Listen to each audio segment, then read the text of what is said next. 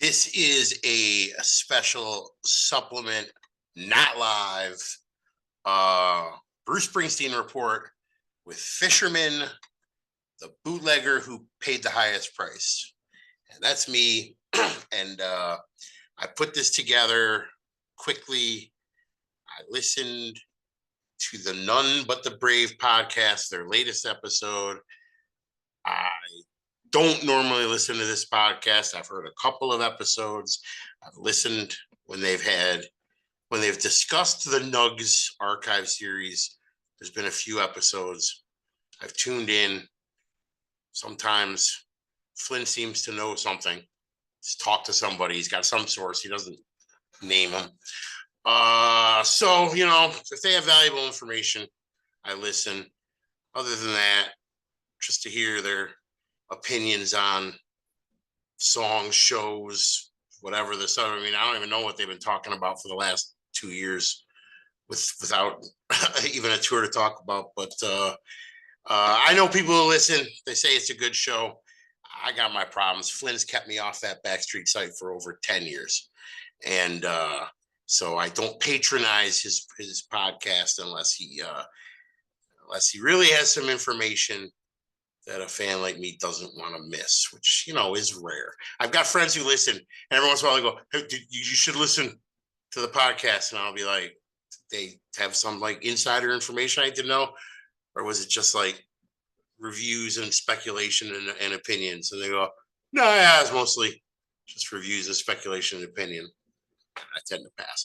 But they interviewed Charles Cross. I got a lot of shit because I called him Christopher on a previous video that I made. I got a lot of shit for calling Charles Cross Christopher Cross, which was the singer who sang the Arthur theme and is far more famous than Charles Cross.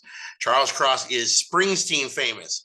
I met a guy and his daughter in the airport, I think in Tulsa,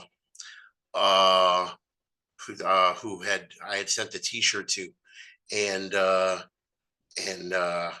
made a comment. One of us made a comment about being famous because I was taking her picture to put it on the internet. I said, well, Springsteen famous. Springsteen is famous. The whole world knows who he is. But, then there's people who are just like famous amongst Springsteen fans, like like Stan Goldstein, who's come by a couple times to correct me and tell me how stupid I am or wrong I am. So anyway, I listened to the new show because they had Charles Cross on, and somebody reached out to me and said, you have to listen to it. We want to hear what you have to say. He discussed the legacy of the magazine and the ticket fiasco. And that word did come up. I love when they say fiasco. So I did. I listened to the whole thing. And first off, I want to say that most of the show, I might be reading some of this because I took notes, but most of the show was an entertaining look at the history of Backstreets and a mostly positive review of the current tour. And so, I do want to acknowledge that what I'm going to focus on is a very small portion of the podcast. And had they just skipped this small part, they would have come out looking so much less self-important and entitled. They keep talking about the mistake Springsteen Inc. has made with how tickets were sold for, getting market value for tickets. Completely blind to the huge mistake they make when they continue to badmouth the one person who justifies their entire existence.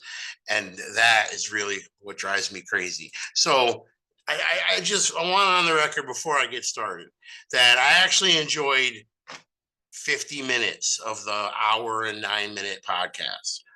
But then there's this big chunk where mostly Mr. Cross, but a lot of Hal Schwartz and a little bit of Flynn do some bitching about. They've all been to shows. I think Hal said he's been to 2. I think Flynn said he'd been to 2. And I think Charles said, I'm going to call him Christopher on this. I know at least once or twice. Said he'd been to 1. And so, not too hypocritical as they complain. Okay, so Charles mentioned that not having reports on the site, because bear in mind, he does not run Backstreets anymore. He turned it over to a person named Christopher. That's where the screw up comes in. Christopher Cross, the singer, Christopher Phillips, who runs or ran Backstreets up until his manifesto, and then Charles Cross. That's where the confusion comes in, and it's going to happen again. But anyway, so Chris Phillips, he is the current owner and the one who wrote the manifesto. But even before the "We're Shutting Down" manifesto, Charles Cross put out a writing about how horrible he thought it was that Springsteen would dare charge market value for tickets. And, they keep blaming the dynamic pricing. I keep saying it's the same as it was 10 years ago, 20, every tour, it's the same. The dynamic pricing is just the new scalper. It's the new scapegoat that people use because their brain doesn't want to accept that there's more people than will fit in the arena pulling tickets, and not all the tickets in the arena go on sale. I'm sorry, that's just the way it is. Some are held back for radio stations, and promoters keep some, and people who have season tickets get some, and advertisers get some, and scalpers get some, and some get released later. And it's just the way big places are sold. Otherwise, nobody would buy the Upper Bowl.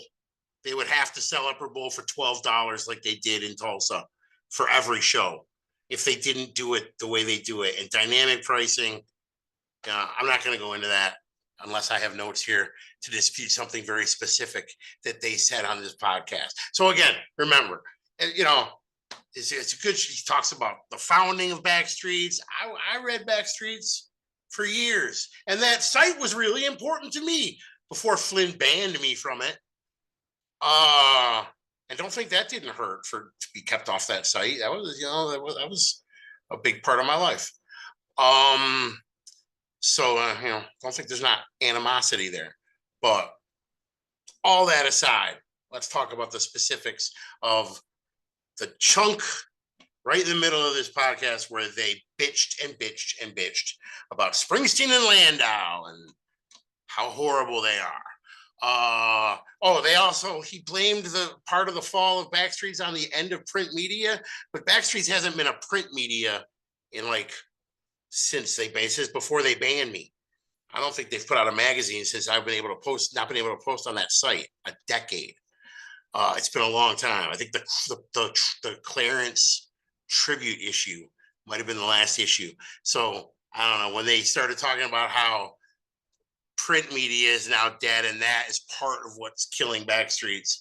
If Chris Phillips would have just said, I don't have it in me to put out the content for an entire tour and I'm going to retire the magazine, I would have celebrated. People are on their side. You're not going to hear it from me. I would have celebrated them and all they'd done if they would have retired on a good note. But man, I do not have a good taste in my mouth about the things that they have said about the hand that feeds them. So let's see. He said, the way the fan community, this is a quote from the podcast, okay? The way the fan community has been handled by this organization for 50 years, I think there's something wrong about that. It's not what I imagined should have happened. I think I don't know what it is. I don't know what the mindset is. I think it has something to do with feeling more important. That I think people on this tour learned that they individually weren't as important as they thought they were. Bruce Springsteen has 100 million fans, and and more than Pearl Jam. They talk about Pearl Jam's ticketing system that, if Bruce Springsteen tried to do a fan club like the 10 Club that Pearl Jam has, it would be out of control. He's a stadium act. They're an arena act. Let's see. So, and he takes credit for Pearl Jam's fan club on the podcast. He said that they based their fan club, their 10 Club, their ticketing system on Backstreet's, which I don't know how that, I don't know how their Backstreet's doesn't sell tickets, but he said that they took the fan community of Backstreet's to design the 10 Club, at least is what I got from it. I don't have a direct quote. So here's another quote. I think Bruce and a few of the decisions made in the last year has put some of that lifelong commitment at risk. And again, I think, this is in the heads of very few people who think that they are very important, and they're not. That's where the real pain comes in. They learn that they're not as important as they thought they were. Because there was no real, I've said this before. I've said it on a number of instances. Bruce Springsteen is unimpeachable.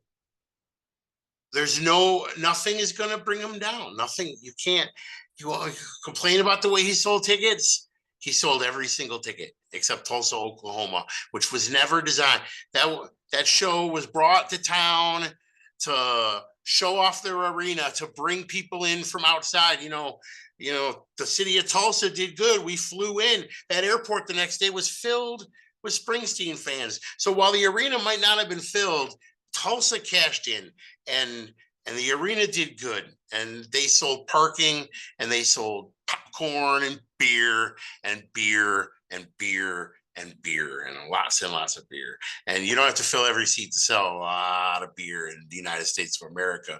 In Tulsa, Oklahoma, they sold some beer. We got on planes to go drink Tulsa beer at $12, $14 a cup. I don't drink beer, so whatever it costs, what it costs at a concert. Anyway, back to, where was I? I don't know. The community of the commitment of fans. We're all right there. You are a minority. It doesn't matter that you started a magazine. It doesn't matter that you run a podcast. You are a very small minority. The place is filled. And you know who was there? You. Hypocrites. The hypocrites were there. All right. So let's see. Talking about fan commitment. Again, he makes his tiny group of angry, insane fans. These are my notes. Talking about fans' commitment. Again, he makes his tiny group of angry, insane fans as a sample of the actual fan base of which they represent 0.0%. That they think they represent the majority. They always talk about themselves we're the majority of fans. That Backstreet site that I'm not allowed to post on. They're not the majority of fans. They've banned everybody who doesn't agree with them. They're really 0.0%. A few hundred people post on that site regularly. A few thousand people read it. And Springsteen has millions of fans worldwide. He sells 20,000 seats in every city he goes to. He's going to say he went to Chicago and sold 100,000 seats. How many does Wrigley Field fit? They sold out 2 nights. So 0.0%. That's the fan base that they are talking about. That Charles Cross is talking about. They're losing their commitment. We're not losing our commitment. You are. And you're not us. You're just not. We fill the arenas, and you are us. You're there. Make up your mind. Are you miserable with it, or do you want to go? It wasn't life-ending money. If you were crazy and you bought tickets the day they went on sale 9 months in advance, you paid for peace of mind you didn't need. I've been trying to teach people for years not to buy tickets. You don't need a ticket 9 months in advance. You're paying a premium for that peace of mind that you didn't need. All right. And this is going way longer than I thought, but there's more to talk about. I'm going to talk more about their 12-minute segment. I'm going to talk longer about their 12-minute segment than they spent talking about it. So again, he calls the most successful concert tour on sale up to that point. Taylor Swift did surpass it like a couple months later. But at that point, the Springsteen initial on sale of the original US dates was the most successful on sale in the history of concert ticketing. And he calls it a fiasco. I love when people use this word. Fiasco does not mean unprecedented success. Fiasco does not mean that a small group of entitled crazy people are upset. Fiasco means disaster. The on sale was not a disaster. It was a glorious success. Not for every buyer. They never are. It's impossible. It's impossible for every buyer to be happy. And nobody had to pay $5,000. And those screenshots were bullshit. Yeah, okay, so somebody listed the best seats in the house for 4,000, 5,000. For the most part, they didn't get it. And if somebody bought it, shame on them. I went to opening night, $100. I was at side stage. I went to Dallas, $118. I sat side stage. I went to Houston, $30. I sat rear stage. I went to Tulsa. Could have gotten to Tulsa dirt cheap, but I already had a ticket, $129.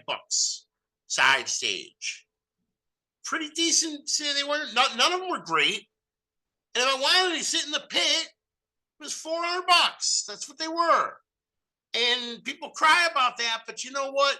The pit was never. It was 120 the last tour. It wasn't. I said this over and over. It was not 120 for pit. It was 120 for a lottery ticket.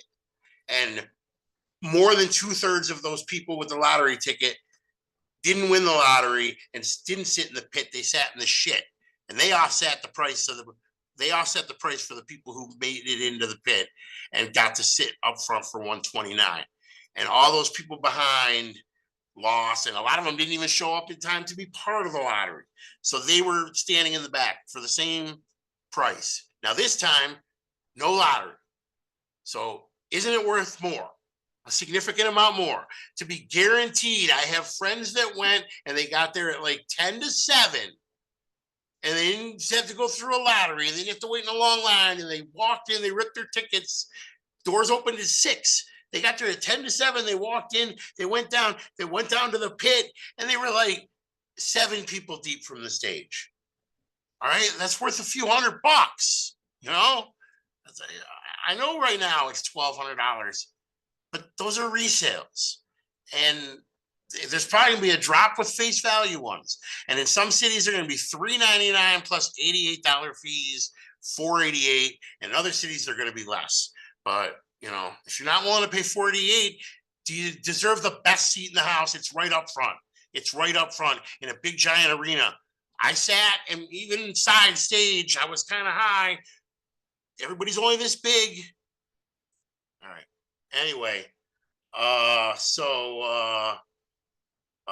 let's see. So the shows are packed with committed fans who don't give a shit about Backstreet's magazine. So again, he calls the most successful tour. I said this already, fiasco. I'm going through my notes. He feels like he's the only one voicing his own insanity. He says that. He said, first of all, there's so many people bitching about tickets. They're all wrong, but there's a lot of people. It's not a lot. I'm just trying to make the point that it's not a lot of people, but it's enough that they're making noise. People are complaining, especially on his namesake site, the Backstreet's BTX chat board. There are people crying and crying and crying about how tickets were sold, that they're, a few extra $20 bills over the last time, after COVID, after every concert tour is skyrocketed in price. Bruce dared to get a few extra $20 bills, because of ridiculous screenshots that had nothing to do with real reality. You know, if you want to go to this show, you get in for $200. It's not a problem. I haven't paid that much for a show. I did. I paid that much. I paid more than that for one show that I ended up not going to. I got half my money back. I sold it. I got half my money back. I went to 4 out of the 5 shows that I was supposed to see in February. The 5th show was my most expensive show. It was my best seat, and I was sick. It was my 5th show, and I didn't go. And I sold the ticket for half what I paid. And that I lost more on that ticket than I spent on some of the other tickets, especially Houston, which was only $30. So where were we? So yeah, he said he feels like he's the only one voicing that it's wrong for Bruce to ask for market value for tickets. He said that. I feel like I'm the only one voicing this. And I wrote it up as he feels like he's the only one voicing his insanity. And he's not. And he's not. There are a few other nut jobs, and he should feel alone because it's asinine. It's asinine. And I think, didn't he talk about Taylor Swift? Did I get that in my notes?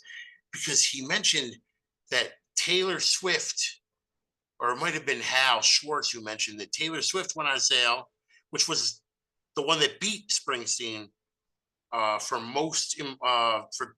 biggest, most successful on sale. She sold like 2 million tickets in one day. Most successful on sale in the history of concerting, and they called that a fiasco too. And I think Hal Schwartz it was who said that her dynamic pricing never reached what Springsteen's did, but she's selling nothing but stadiums. And at the time, Springsteen had put no stadiums on sale. The dynamic price, people think that the dynamic pricing didn't kick in for the stadiums because they're backing it down because of the uproar. But that's bullshit. It did kick in for the arenas. For the arenas that went on sale the same time, the LA, Canada, the arenas, it's just the stadiums have a lot of tickets. Big supply, small demand. When the supply is big and the demand is small, the dynamic pricing doesn't go up. When the supply is small and the demand is big, the pricing does. They didn't back it down because people cried. It's the same.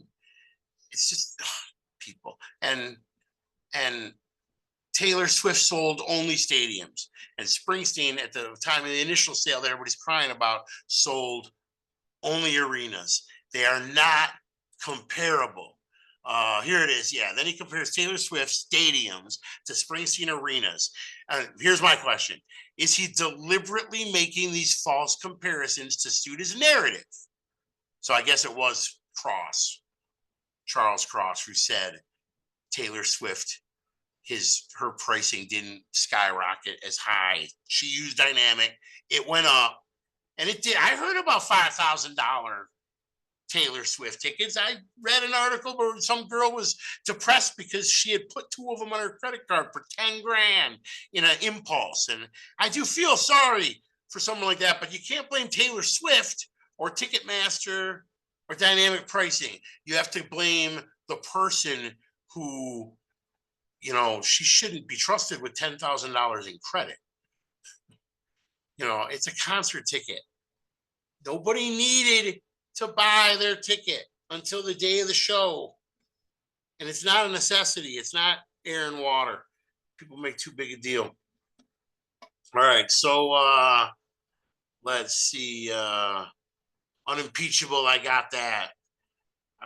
Let's see. So anyway, what I found about Charles Cross, and I've always loved his magazine before his recent writings and maybe it wasn't writing. Maybe he did a video or an interview where he even before the Backstreet's Manifesto, he came out and wrote and said something about, I don't remember exactly what it was, but something about he didn't like how it went down with the ticket sales, and it hurt his whole fandom.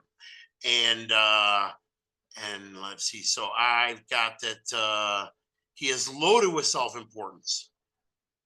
Longtime fans were handled very well, and he lost none of his fan base. That's my opinion.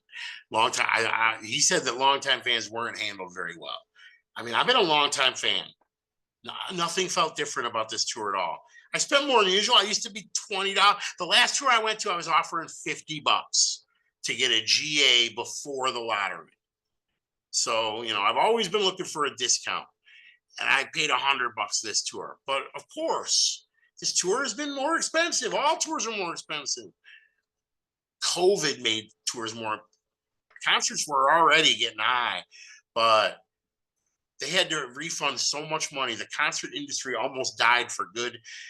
Venues, the insurance companies, the idea that, Bruce Springsteen, the guy who could stay home, he's got $1 billion.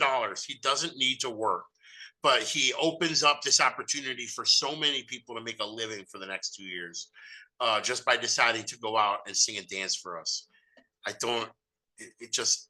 really pisses me off to hear these long-time fans cry about crises of faith and that bullshit. It's bullshit. It really is. It's fucking bullshit. All right, so I'm almost done.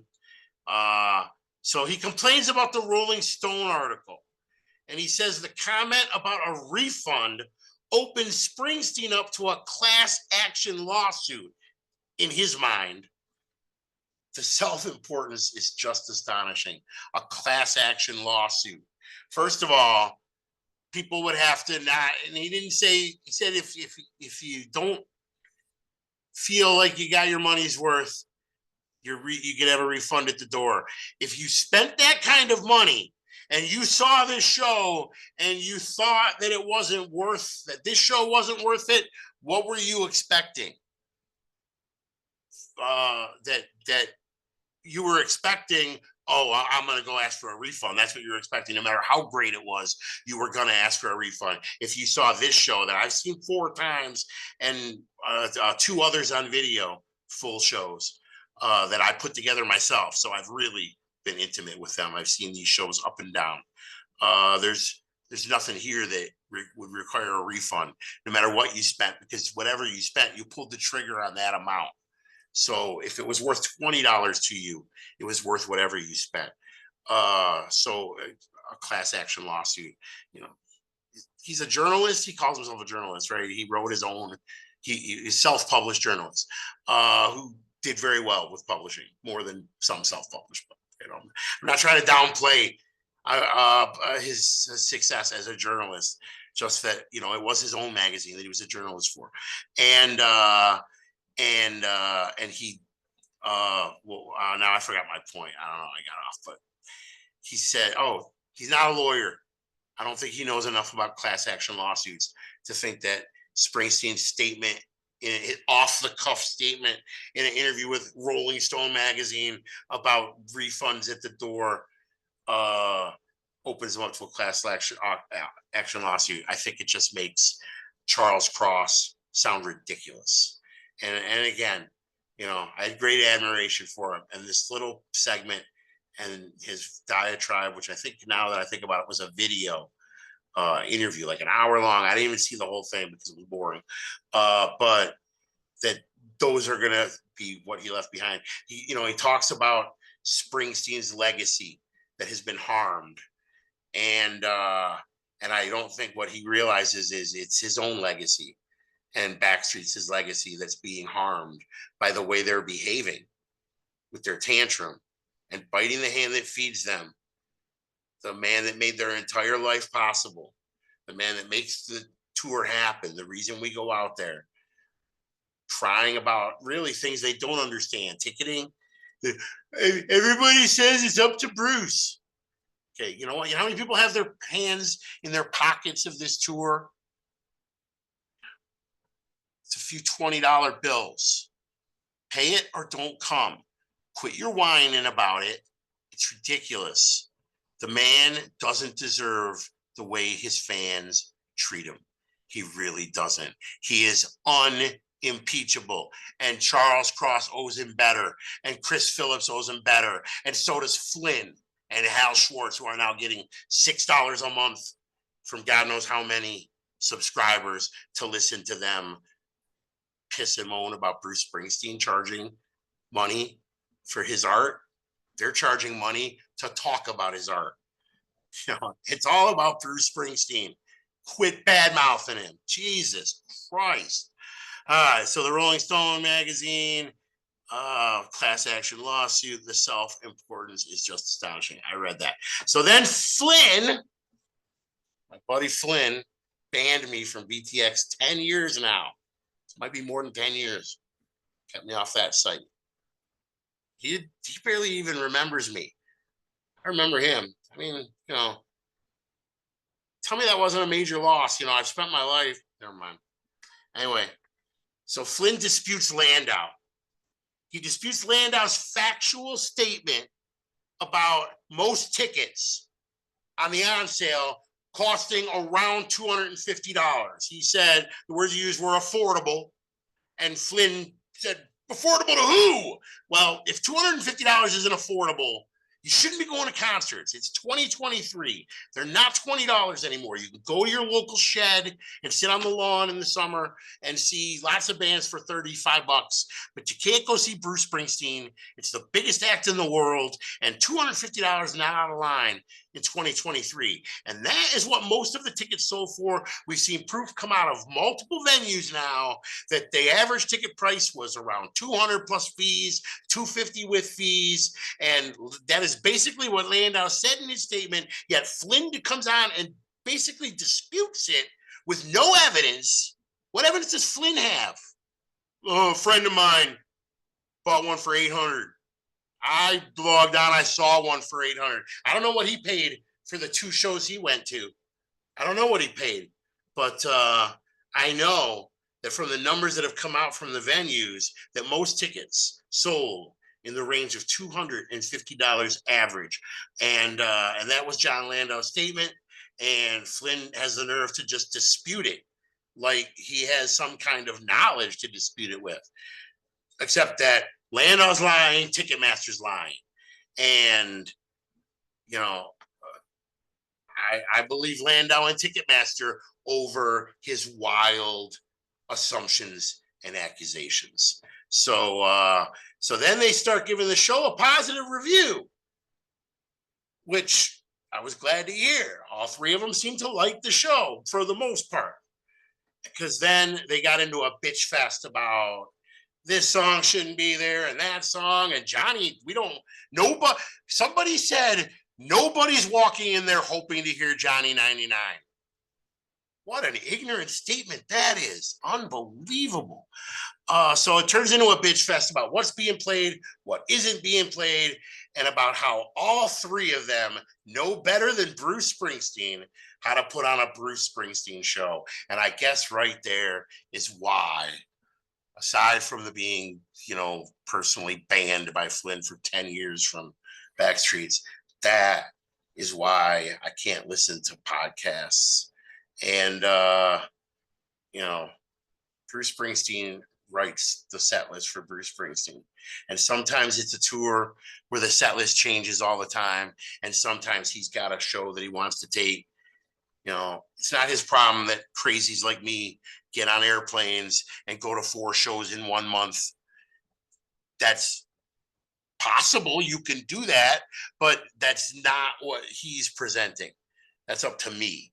He's going to all these different cities to present the same show, well-rehearsed show that he wants to present to a new audience each night. We, the crazies, the people who get on planes and go, we are a nuisance. We are not as important as many of us think that we are. We aren't. We're a nuisance to be dealt with, not catered to. And, people really should understand that. Anyway, I know it's just sounding like a bitch fest. I tried to start the show off by letting you know that, most of the podcast I actually enjoyed listening to. But boy, there was that one segment where they just once again ripped in to the man that is right there. There's not a picture of Hal Schwartz. There's not a picture of Flynn. It's a picture of Bruce Springsteen. And stop talking shit about him. All right. The tickets aren't that expensive. All concert tickets are hard to get. You play stadiums, The good tickets are still hard to get. The bad tickets are easy to get. He plays arenas. The good tickets are hard to get. The bad tickets are easy to get. It's just the way it is, man. It's just the way of the world. It's the same with sports. It's the same with Disney on freaking ice. All right, man. We'll call it quits. I don't know how long this was. If somebody really watches the whole thing, if somebody makes it all the way to the end, put in the comment, I made it to the end. I want to know that you listen to that you watched the whole thing. Thanks, guys. I will post this.